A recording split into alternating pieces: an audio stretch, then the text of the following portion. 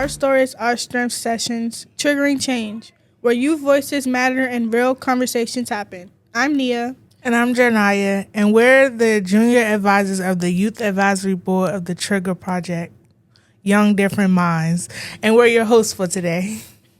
Today we're at Horton's Kids Media Lab, sponsored by In a Perfect World. Last time we talked about why youth gun violence happens and the impact it has on our lives, ineffective policies, unhealed deep emotional trauma, limited trusted support systems. And today we're going to talk about our experiences after exposure to violence and what young people do to get through it, cope, and heal. How we cope and heal looks different for everyone. Some ways are helpful, some ways can be harmful, but there is no perfect way to deal with trauma. We're also going to hear from our special guests about what healthy coping can look like. So let's get started. Can you introduce yourself for me by telling me your name and your role? My name is Keisha Jones. I am a clinical social worker and therapist who work closely with youth and communities impacted by trauma, gun violence, grief, and systemic violence. Through my work with Peace for DC, I support young people that have survived or have been exposed to neighborhood violence, domestic violence, community loss, and other traumatic experience. Okay. So a large part of my work focuses on helping youth understand trauma, develop healthy coping skills, process grief, and rebuild a sense of safety and connection after violence. I work from a trauma-informed and culturally responsive perspective, especially with Black youth and marginalized communities who often carry layers of both personal and collective trauma. Okay. What is your personal exposure level to gun violence? My exposure level will be from medium to high. On a personal level, I have an aunt who was, on a personal level, we will have to discuss like the intersection between domestic violence and gun violence. I have aunts and friends and mentors who have lost from gun violence and directly related to domestic violence. Okay. Professionally, my exposure level includes working directly with youth who have witnessed shootings, lost family or friends due to gun violence, experienced chronic community violence, or lived in homes impacted by domestic violence. I also work with youth navigating anxiety, depression, PTSD symptoms, emotional dysregulation, and complicated grief connected to those experiences. Okay. Before we continue, I just want to say thank you for all the work that you do. That sounds like a lot, and we're very grateful to have you on to talk about coping strategies and just different ways we can help our youth in our day-to-day. No, thank you. Okay. What you're doing is amazing. Let's get right into it. Since we're talking about coping and healing, can you share some info about trauma and tell us what it is and what's the impact of trauma on youth? Of course. Trauma is the emotional, physical, psychological, physical response to experiencing or witnessing something that is overwhelming, frightening, or unsafe. For many youth, especially youth impacted by gun violence, trauma is not just one event. It could be chronic exposure to violence, grief, instability, and fear of loss. So in my work with young people through Peace for DC, I see how trauma impacts the nervous system, relationships, sleep, concentration, emotional regulation, and even a young person's ability to imagine a future. What do you think coping actually means when it comes to trauma? Coping is how we manage the stress, the fear, the grief, the emotional overwhelm. Everybody copes somehow. I would say the question is whether or not the coping strategies that we are using is helping us heal long term or simply just helping us to survive. A lot of our coping behaviors are survival responses. Young people are often trying to protect themselves emotionally with tools they currently have. Okay. That's good because that goes into our next question, which is how can we tell if a coping method is helping or hurting? Well, a healthy coping skill usually helps someone feel more grounded, connected, emotionally aware, and safe over time. An unhealthy coping strategy may numb pain temporarily, but create more harm later, emotionally, physically, relationally, or legally. Sometimes young people survive by emotionally shutting down. And while that may help them function temporarily, eventually those emotions usually surface again somewhere later in life. Can you give us a couple of examples of healthy versus unhealthy? Sorry, I just had to throw that in there. I just Um, well, let's see. Healthy coping mechanisms would be maybe talking it out with someone, a trusted adult, maybe a professional counselor, therapist, mentor, engaging in community programming such as the Project. We're here in Horton's Kids, like certain engagement levels, and just trying to imagine a better future for yourself, and so you have something to focus on is to see a way out. okay. So, what are common ways that youth cope after experiencing gun violence or trauma?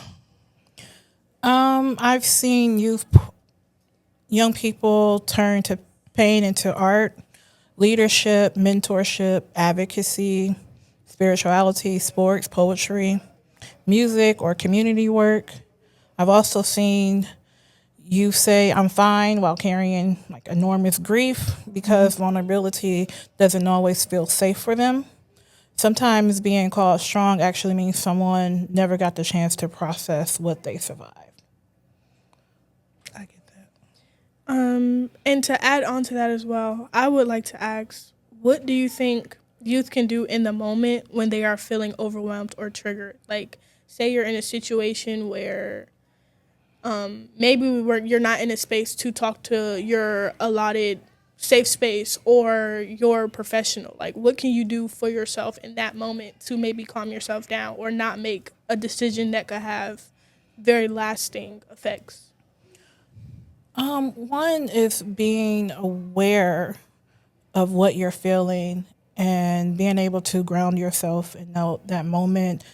Those of us who have like suffered from PTSD, we are usually in our heads a lot. Like we're having flashbacks of those moments. And it causes us like high stress and anxiety. So taking a minute to like ground yourself, practice mindfulness. One of the grounding tools that I usually use with my clients is paying attention to all of your senses, and it's it's naming 5 things you could see, 4 things you could feel, 3 things you could hear, 2 things you can smell, and 1 thing you could taste. And like taking deep breaths in between those moments, and actually bringing yourself to the present moment. This exercise, it helps regulate your nervous system back to the present moment.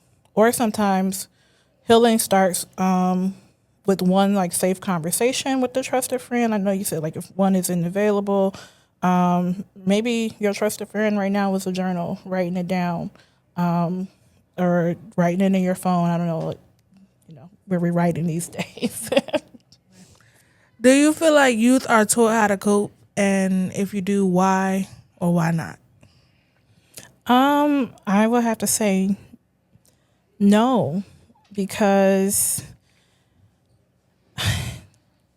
trauma can sometimes be intergenerational.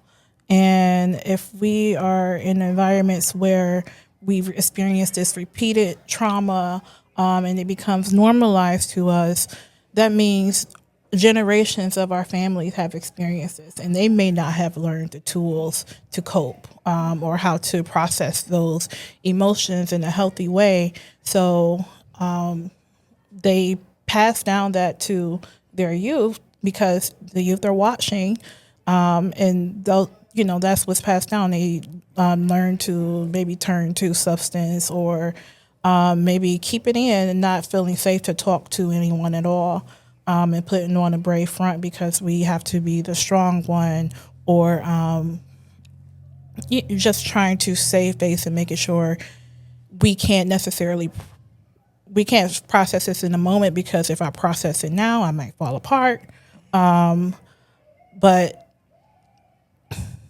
no, I don't think so. I don't think our parents have learned the tools to teach us the tools.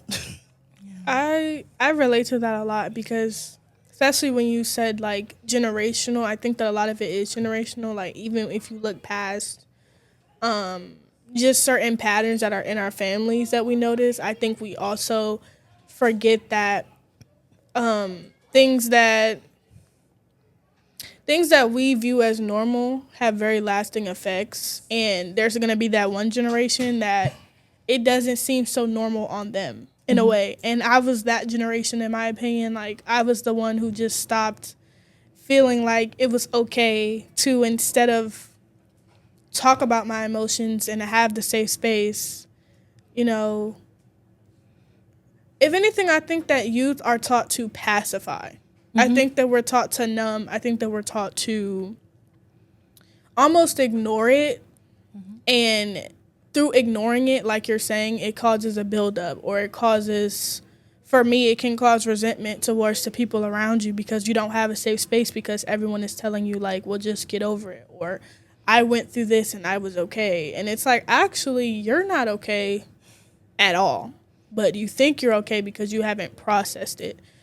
So for me, it's like becoming that sensitive kid, or becoming the one who feels so intensely that I think that it would trigger a lot of people around me, especially in my family, because it was like a forbidden thing to have these emotions. And also for me, like just lashing out, like no longer wanting to just let people treat me a certain kind of way. Like I'm having these very visceral reactions. And it's crazy because when you do get into a space of like trying to communicate it with your family, you become that outlet for everyone else realizing that they've been going through these things. And that also in a way mutes what you're going through, because no one cares about what you're going through, because now you've opened up their eyes and enlightened them onto the fact that they're not okay. So now no one's okay. And you were trying to voice that you weren't okay, but now everyone else is in a space of, well, what should I do? Yeah, and they're And looking you just for want to you help. to And they're help. looking Yeah. for you to help because you've learned to help yourself. Like even for me, before I found a therapist, I was like coping in my own ways, or trying to be there for myself as much as possible. So I really agree with what you said there. Or I guess it's like it spoke to me. It's like it jumped out at me, basically. I think that's a heavy load to carry when you are the one pushing the healing in your family, and everyone is looking to you, and you're pretty young too. Yeah. But good on you for recognizing that earlier, that like something isn't right, like something needs to change, and I want to go about doing this the right way. Yeah. Thank you. I feel like y'all done said everything. I really feel like y'all just okay. No, I love that. Yeah. Our next question is, what do people misunderstand about how young people deal with trauma? This is a good one, I think. I think people misunderstand the young people's silence. Like the silence is meaning I'm okay. I was a child who experienced a lot of trauma, and I was very quiet, shy kid, still quiet and shy, but everybody assumed that everything was good. Like, oh, you're strong, Keisha's okay. But no, I was actually very depressed, and like no one really, they say like, oh, just because you're quiet, like you're okay. And they don't necessarily even ask questions, because you're not, your trauma response doesn't look like crying or acting out. It doesn't look like self-harm or using substances. It could just be that I'm isolating, and I don't have anyone around me to talk to, and I feel protected in that isolation. I once again feels like you're speaking to me directly because I relate to that because I was on both ends of the spectrum. Like I came from a household where, like you're saying, if you didn't talk about it, it just didn't get talked about, or it was a lot of like isolation, so no one wanted to talk about what was wrong. It was more so like, okay, we'll go in your room, like, or don't cry in front of me, like I don't want to see that. And that can build up a lot of anger. I think that's a good word to use. Anger. It's a very anger and also resentment. So I became a very angry person. I became a very angry daughter. I became a very angry student. I just became very angry. And I think for our youth, especially in DC, they just get labeled as having an attitude or they're mad for no reason or what are y'all always upset about? And it's like, it's a lot to be upset about. And the fact that I've seen youth get more of a reaction when they're quote unquote doing senseless violence or when they're lashing out versus when they're in front of people crying their hearts out says a lot to me about the current society that we're supposed to be building for the youth that come after us. And as that angry daughter and that angry peer and that angry anything, I think that it just becomes a lot to hold. And the anger was once sadness, and the anger was once depression, and that anger was once a longing for someone to at least listen to me. So now it comes out like, you have to listen to me. Like now, if I'm angry, you have to. You don't have a choice, you know? Yeah, it's in your face now. Like you can't ignore it. me when I'm angry or even when you find your voice. I feel like I have that privilege of having a voice because for a long time I thought that my voice didn't matter. So yeah. Your voice does matter. Your voice matters too. Thank you. Okay. Now, on a personal or even a professional level, how do you cope with how do you deal with the things that you hear every day? Well, self-care is a big part of the job. And I am in constant way, like I'm searching constantly how to take care of myself. I have a professor once say that self-care is more than just a bubble bath. And that means like it's not just running a hot bath of water and saying like, oh, I took care of myself. No, I got to wake up. I got to eat every day. I have to move my body. I have to, feed my spirituality if that's my thing. And also I have to find a way to like press past what I'm hearing, but also processing it. I'm not ignoring it, but I'm also taking care of myself. And supervision is a big part of that. So I meet with supervisors weekly, and I work with the team. So I'm not just carrying this load alone. And, you just learn as you grow, and, as you move and grow in the field, like you come up with different ways and to explore and take care of yourself. And, hopefully you're doing that, because I've seen it go the other way as well.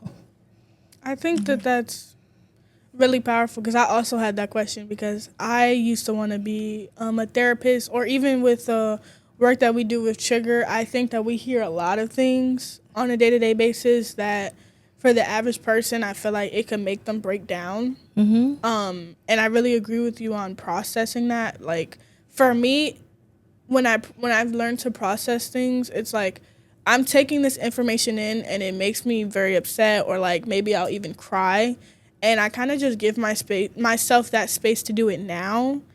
Even if it's a bit awkward to just be in public crying or have to step away from one of our meetings because I found out something happening to youth or something that just came up.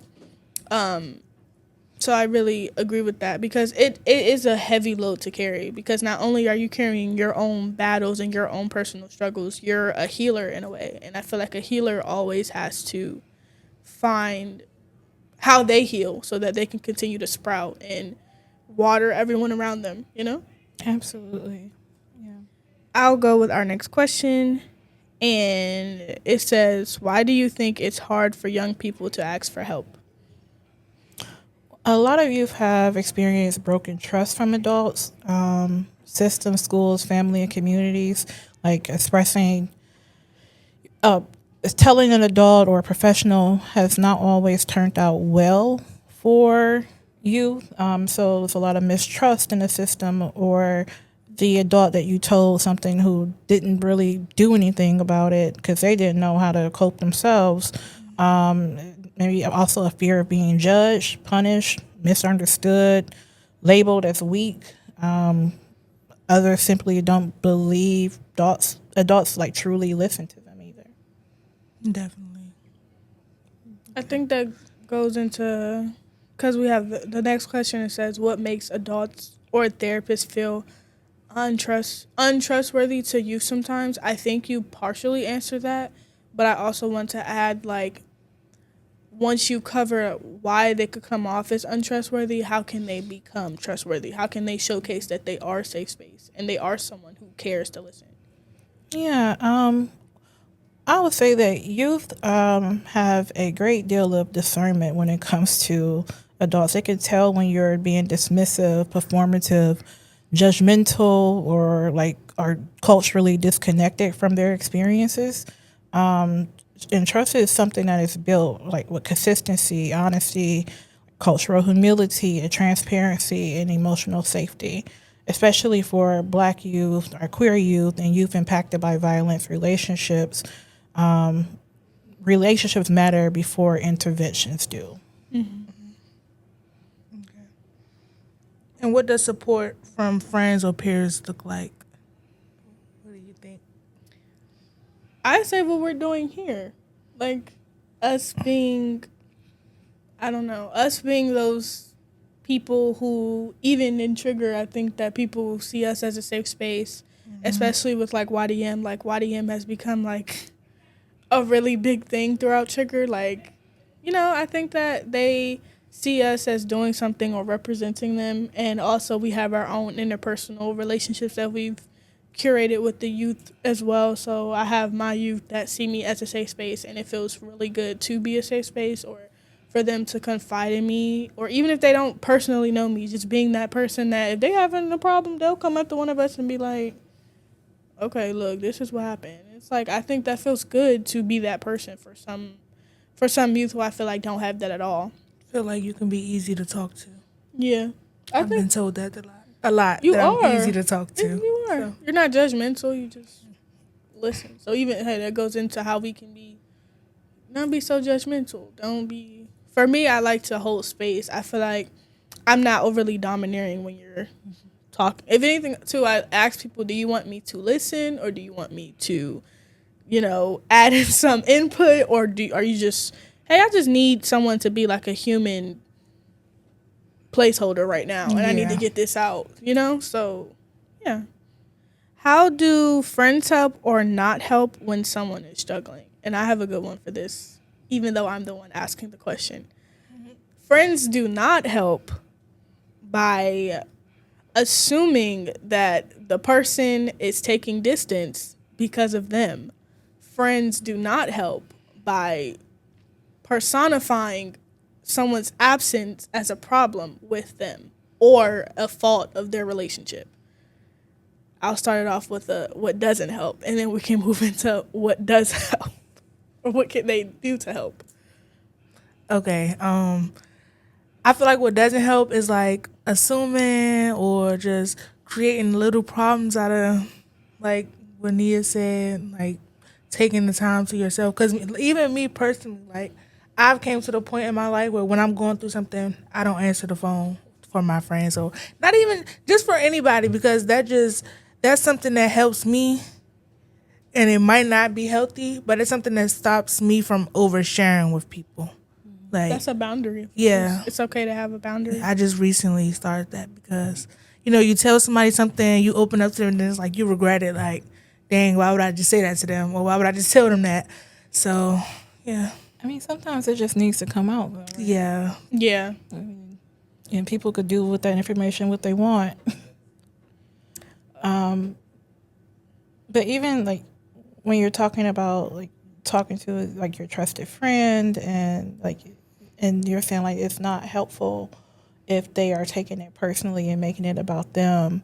I think that is something essential to, and something that we all do at times where we are caught up in our head about and experiencing anxiety about certain situations. Like, what did I do?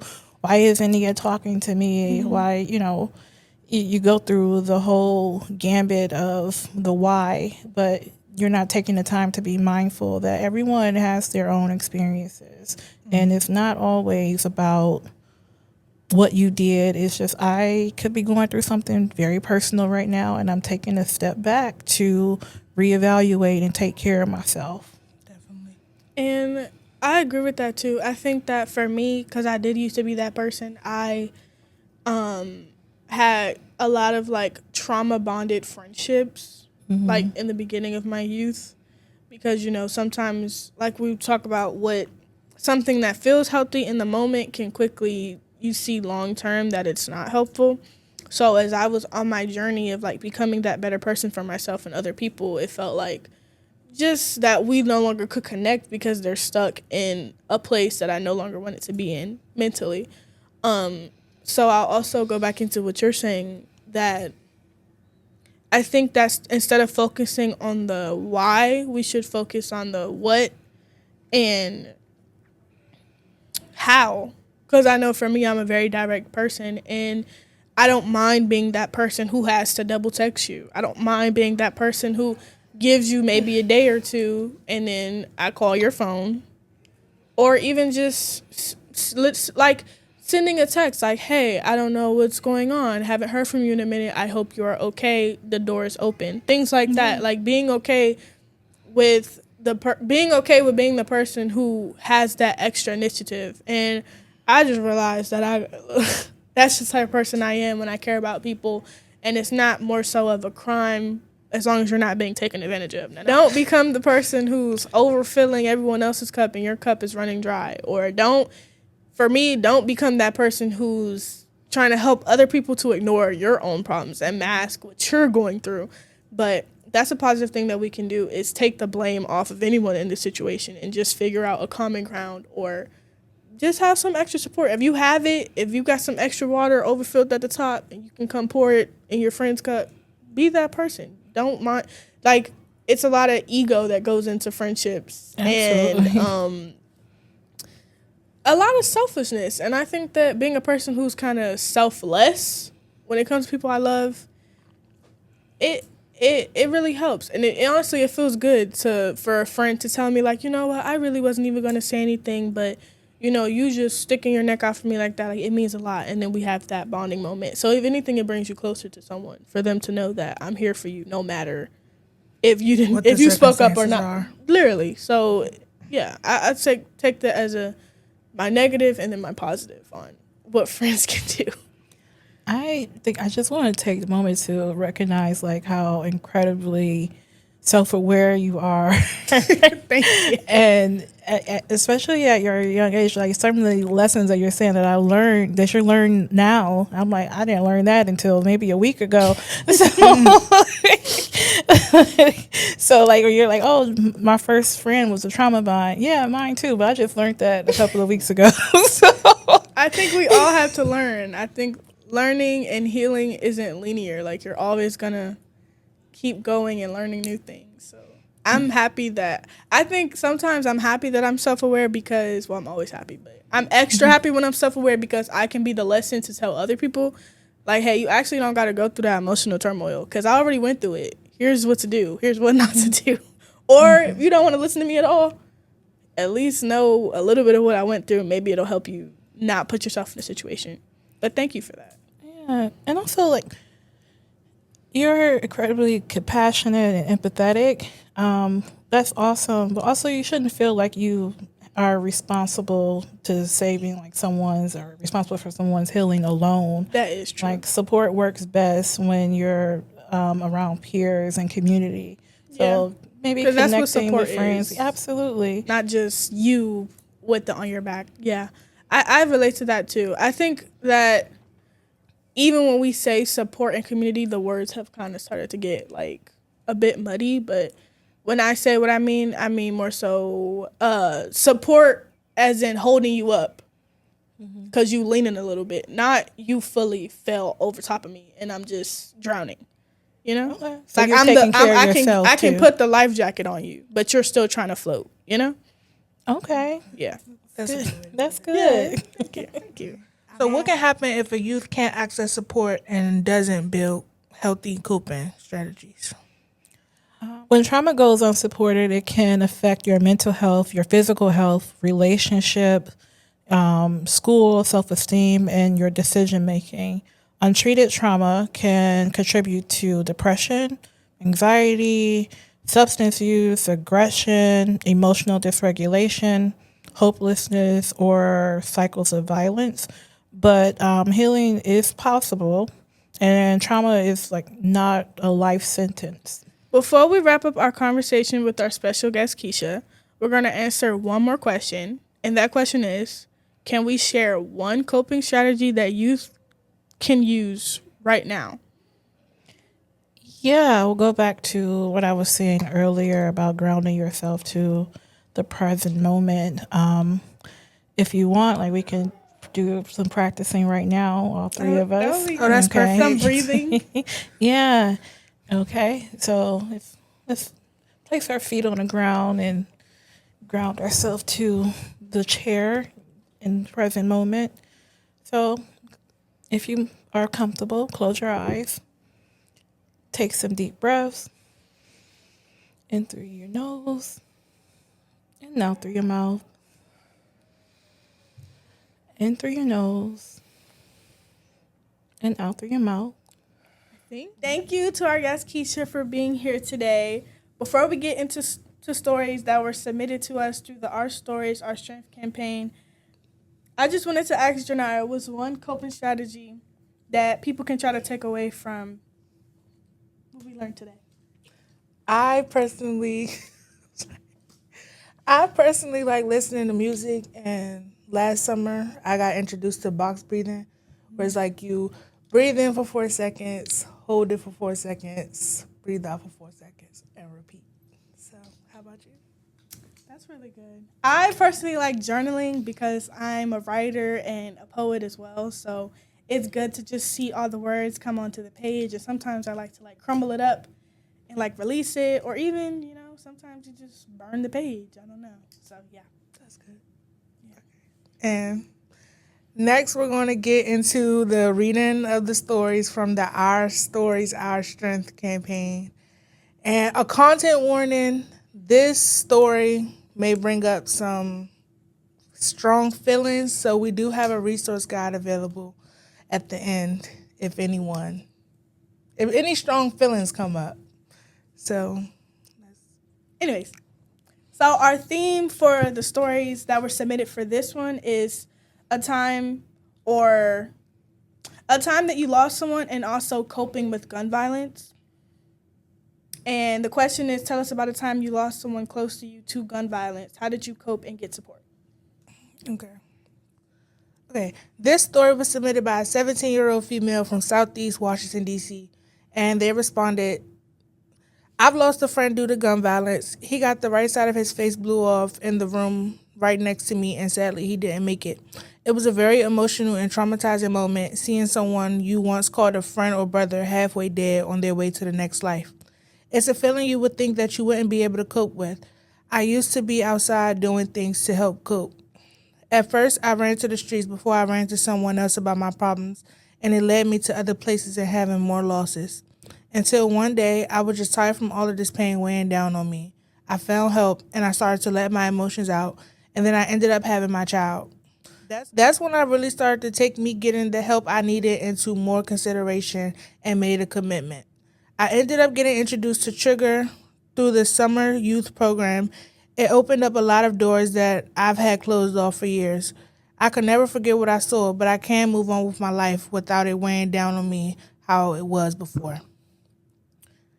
Thank you to whoever shared that story. I know it was hard, and yeah, you're not alone.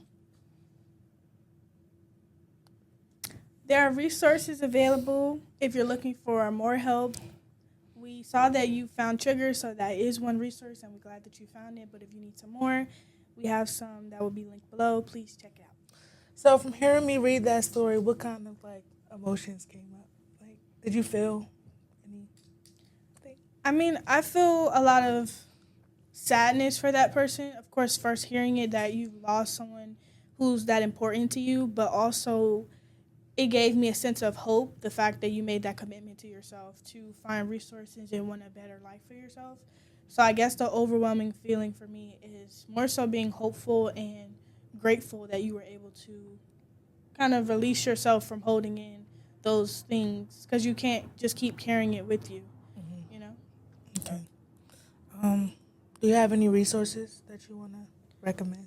I would recommend the National Mental Health Alliance because sometimes even when we started talking about things, like coming into the realization like this happened and this is something that still affects me, we still might have needs for more conversations or just people who can understand a little bit more in depth about those emotions that come up.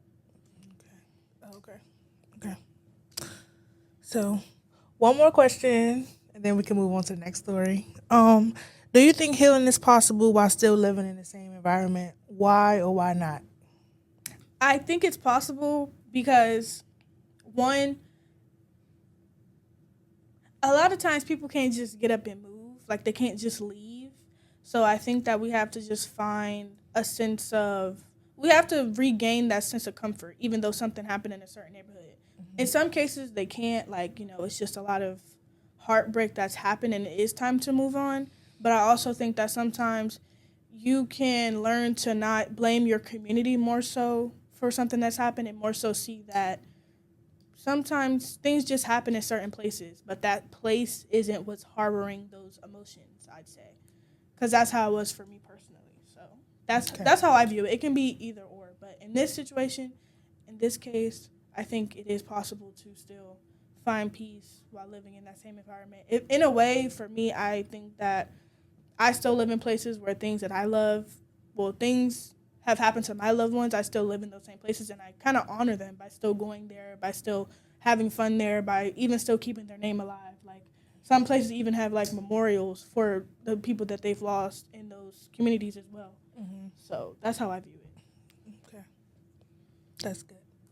Thank you. Okay. Now, the next story. Yeah, I had to go down. Now, I want to share another story, and this topic is challenges I'm dealing with in my community. And the question is, tell us about something you are dealing with right now that you could get some support with or that you need some support with. And it was shared by a 19-year-old male in Southeast DC. So back in January 2023, me and a couple of my friends lost our best friend / brother, and that really had a negative impact on me. I couldn't eat, I couldn't sleep, and it was just like my mind was coming down. I didn't know what to do or where to go. Until this day, I still go through mental and physical problems about losing my best friend. It still hurts to this day. That's why I'm being myself and trying to learn how to understand it. Thank you for whoever shared that. Your vulnerability takes a lot of courage. Okay, now I have questions for you. Do you think that the youth in the situation will want to ask for help, but they don't know how to? I think when it comes to asking for help even today, it's kind of like people have like a pride thing. Mm-hmm. It's like they know they need the help, but they don't want to be looked at as less than, or they don't want to be looked at a certain type of way. Or maybe they just don't feel comfortable asking. Like, they know they need it, but they don't want to ask. So that's just me speaking from experience. Like, Yeah, I relate to that perspective because I think even sometimes it's not normal or seen as normalized to even talk about things like this, especially since it's, someone who's a male. A lot of times male emotions aren't taken as seriously, or it's like a tabooness around men being able to express their emotions when we're all humans. Mm-hmm. So I see that, where you're coming from with that. And I think a way to bridge that gap, because even when we look past just gender, like, I think it just needs to be a level of comfortability that needs to happen in our community through knowing that we've all had these similar experiences. And even if you haven't, that someone cares, someone wants to listen, someone wants to help you. And just opening up that resource. Like, even though we have our resource guide as well, I think community is the biggest resource, like, right now, too. So it doesn't even have to be your friend. It can just be us coming together to support each other. I feel like even when we lose people, it's like everyone's there for the funeral, but what happens after the funeral? What are you guys doing to still show that you care afterwards, you know? So, yeah, that's how I view it as well, too. And another question I have is, what coping strategies would you recommend to this youth specifically? Like, how can he? It kind of sounds similar to the story we read earlier. Like, how can he learn to maybe cope with the loss of his best friend? Because he says it's still bothering him, and yeah, I know a lot of people don't like the thought of therapy, but therapy works. Therapy really works. And even if it's not like a professional that you're talking to, at least just getting your thoughts out or just getting your feelings out to somebody instead of you having to hold it in or like Nia said, journaling. If you don't feel comfortable talking to somebody, journaling, even if it's on a book, on your phone, anything, or even just the audio journaling. Just speaking on your feelings is what I would recommend. I would add on to that too. I think that you're already at the step of talking about it. A lot of people don't even get there. They kind of don't. They don't even like address it. So when you can acknowledge that something doesn't feel good to carry or hold, then I think you're at the first step. And like we said, we thank you for sharing that vulnerability, but have vulnerability with yourself now, because your knowledge that doesn't feel good, I'm still holding it. What exactly would feel good for you? So even that, like, because the next question is, what would we tell this youth? I think that's what I would tell you, is just have that vulnerability for yourself too. And even then, you sent this in anonymously. That's a You can start. work on, the emotions that came from sharing that. And, we care, of course. But now what do you need to make the load a bit lighter? Okay. So I see that you mentioned I heard that you mentioned therapy in your response, and that therapy works. I'm also a testament that therapy does work, because I spoke on a previous episode about how good it feels to not have a bias kind of like relationship with someone. Like, it's not like personal, too personal. But how would someone like who's not like us, like not finding it through insurance or not being in a situation where like therapy is recommended, how would they go about looking for a therapist? How do you know what therapist is right for you? How do you even know if your insurance, if you have insurance, covers a therapist, and also free therapists as well? Like, how do they really go about that if they've never pursued that? I was just going to say, going through the insurance. If you have insurance, certain insurances do provide that type of help. And also, and another resource is freeblacktherapy.org. So, Hold on, let me go to. And also for us, if you're looking for support or need help with different areas of your life, remember to check out our resource guide. It will be linked. You might need assistance with mental health, food assistance, support, or looking for ways to get involved in this, I won't say war, but in this public health situation, which is gun violence and helping youth through violence in the district. So please check that out. a reminder, everyone, therapy is just one option. It's not your only option. You have community, creativity, and connection, and also youth supporting youth. This is loud. Sorry. Before we wrap up, we want to remind everyone that this conversation doesn't end here. If you're a young person, ages 13 to 24, and you've experienced or are experiencing or have been impacted by gun violence, your story matters. Through Our Stories, Our Strength campaign, you can submit your story anonymously, link below. And this is your space to be heard, to be seen, and to help create change. Coping doesn't mean that everything is okay. It means that you're trying, and trying matters. So, Thank you to our special guest, Keisha, who was our therapist, our advisors, and everyone else that's listening.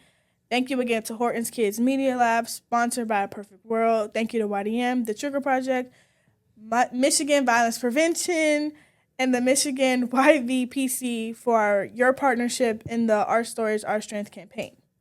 this is the OSOS Sessions Triggering Change, where youth don't just talk about issues, we work towards solutions. Stay safe, stay aware, and remember that your voice has power. Keep bouncing.